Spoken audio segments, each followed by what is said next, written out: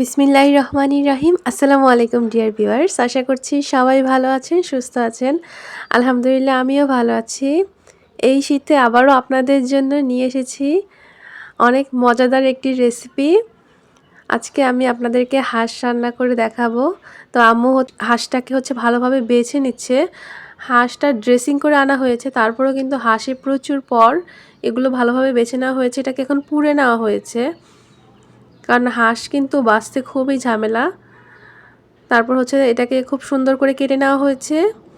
এখন এগুলোকে ধোয়া হয়েছে। এখন আমি আজকে খুব মজা করে আপনাদেরকে হাঁস রান্নার রেসিপিটা দেখাবো। আশা করছি ভালো লাগবে। তো ভিডিওটি না টেনে সম্পূর্ণ দেখুন। কি কি উপকরণ ব্যবহার করলে হাঁস রান্না অনেক বেশি মজা হবে। আমি এখন হাঁসটাকে মেরিনেট করে ফেলবো। দিয়ে দিলাম পরিমাণ মতো লবণ, তারপর হলুদের গুঁড়া, মরিচের গুঁড়া। এখন কিন্তু শীতকাল, একদম ভালোই শীত পড়েছে। আপনারা এখন হাঁস কিন্তু কিনে খেতে পারেন, তবে 600 টাকা করে কেজি এখন বাজারে হাঁস। তো হাঁস খেতে কিন্তু এখন শীতের সময় খুবই ভালো লাগে। হাঁসটাকে কিন্তু খুব সুন্দর করে মাখিয়ে নিয়েছি। এখন রান্নার প্রসেসিংয়ে চলে যাব। তো আজকে কি কি মশলা ব্যবহার করব, এগুলো ঘরোয়া মশলা, এগুলো আপনাদেরকে দেখিয়ে দিচ্ছি।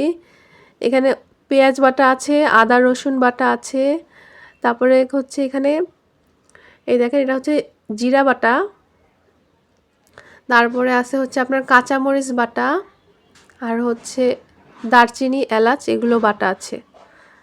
তারপরে যে রাঁধুনি আছে না, রাঁধুনি মশলা না, যেটা রাঁধুনি কিনতে পাওয়া যায়, আপনারা ওইটাও চাইলে দিতে পারেন। আর ধনিয়া গুঁড়া, এগুলা মশলা ব্যবহার করব আজকে। এখন এখানে আমি রান্নায় চলে গেলাম। এখানে দিয়ে দেওয়া হলো সরিষার তেল দিয়ে আজকে রান্নাটা করব। সরিষার তেল কিন্তু খুবই স্বাস্থ্যসম্মত, আপনারা চেষ্টা করবেন সরিষার তেল খেতে। তো এখন এখানে পেঁয়াজ দিয়ে দেওয়া হয়েছে আর তেজপাতা দিয়ে দেওয়া হয়েছে। এখন এই যে আদা বাটা দিয়ে দেওয়া হলো। প্রথমে পেঁয়াজটাকে একটু ভালোভাবে ভেজে নেবেন 2 মিনিটের মতো। তারপর আপনারা দিবেন আদা বাটা। তারপর দিবেন আস্তে আস্তে, মানে একটা একটা করে মশলা দিবেন, সব একসাথে দিবেন না। তো এটা একটু সময় নিয়ে করবেন, আর প্রত্যেকটা কাজে কিন্তু একটু সময় নিয়ে করলে জিনিসটা খুব বেশি মজা হয়। তো এখন আমি এখানে রসুন বাটা দিয়ে দিলাম। তো এগুলো দিয়ে তেলে খুব সুন্দর করে আমি ভেজে নিচ্ছি। আর হাঁসের তেলটা কিন্তু একটু কম দিয়েছি মোটামুটি, কারণ হাঁস থেকেও একটা তেল ছাড়ে, তো পরে অ্যাডজাস্ট হয়ে যায়। এর জন্য অনেক বেশি তেল ব্যবহার করার কোনো প্রয়োজন নেই। এই দেখেন আমার মশলা কিন্তু এখনও রয়ে গেছে। এই যে এখন দিলাম জিরা বাটা। তো আমি এখানে অল্প অল্প করে মশলাটা অ্যাড করতেছি একটু পর পর। তো মরিচ বাটা, তারপর আর যে মশলাগুলো ছিল সবগুলো মশলা এখন একবারে দিয়ে দিলাম। এটাকে এখন সুন্দর করে কষিয়ে নিব। এখন দিয়ে দেওয়া হলো ধনিয়া গুঁড়া। তো এখন এখানে কিন্তু আমি লবণ, হলুদ, মরিচ এগুলো অ্যাড করিনি। এই যে এখন দিয়ে দেওয়া হচ্ছে। আর আমি কিন্তু হাঁসটাকে আগে থেকেই হলুদ এবং মরিচ আর লবণ দিয়ে মেরিনেট করে রেখেছি। সেই রকম অনুযায়ী আপনারা অ্যাডজাস্ট করে নেবেন।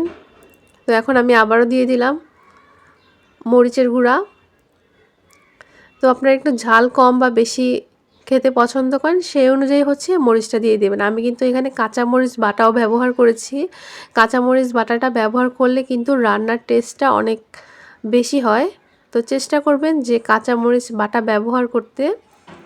তো এখন সবগুলো মশলাকে খুব সুন্দর করে কষিয়ে নেবেন 2-3 মিনিটের মতন। তো এখানে এখন হাঁসের মাংসগুলো দিয়ে দেওয়া হলো। তো আম্মু এই কাজগুলো করতেছিল আর আমি নাড়াচাড়ার কাজগুলো করতেছিলাম।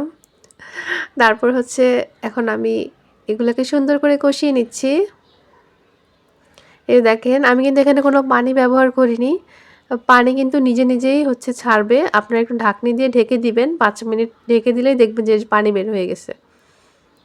আর হাঁসটা যত সুন্দর করে কষাবেন তার উপর নির্ভর করবে কিন্তু টেস্টটা। তো এটাকে সুন্দর করে ভালোভাবে কষিয়ে নেবেন। কষাতে একটু সময় লাগবে, 15 মিনিটের মতো বা 20 মিনিটের মতো। তো কষানোর পরে এখানে পরে ঝোল অ্যাড করলাম। দেখতে পাচ্ছেন কালারটা কিন্তু মাশাআল্লাহ অনেক সুন্দর হয়েছে, আর অনেক সুন্দর একটা স্মেল আসতেছিল, যেহেতু এখানে অনেক ধরনের মশলা ব্যবহার করা হয়েছে। তো শীতে কার কার হাঁস পছন্দ কমেন্টের মাধ্যমে জানিয়ে দিন। আর আপনারা কিন্তু লবণটা হচ্ছে অ্যাডজাস্ট করে আবার পরে দিয়ে দিবেন কম বেশি হলে। এই দেখেন রান্না এখন মোটামুটি প্রায় হয়ে এসেছে, আর হাঁস রান্না করতে একটু সময় লাগবে। আমি এখানে আরও একটা জিনিস অ্যাড করব। এই যে দেখতে পাচ্ছেন রসুন, যা প্রাকৃতিক গুণসম্পন্ন মহা ওষুধ। এটি কিন্তু আমাদের রোগ প্রতিরোধ করতে সাহায্য করে, হজমে সাহায্য করে। এটার ভিতরে অ্যান্টি ব্যাকটেরিয়াল এবং অ্যান্টিঅক্সিডেন্ট রয়েছে। এছাড়াও কিন্তু এটি হৃদরোগের ঝুঁকি কমাতে সাহায্য করে। তো আপনারা চেষ্টা করবেন হচ্ছে রসুন ব্যবহার করতে, আর রসুন ব্যবহার করলে কিন্তু হাঁসের টেস্টটা আরও অনেক বেশি বেড়ে যায়।